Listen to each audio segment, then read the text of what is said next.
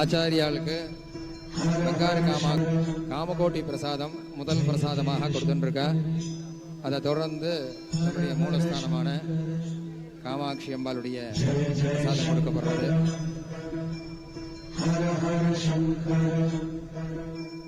Jaya Jaya Sankara Hara Hara Sankara Jaya Jaya Sankara Hara Hara Sankara Jaya Jaya Sankara Hara Hara Sankara Jaya Jaya Sankara Hara Hara பதஜே Hara Hara Mahadeva Hara Hara சாம்ராஜ்ய சர்வஜ்ஞ பீடா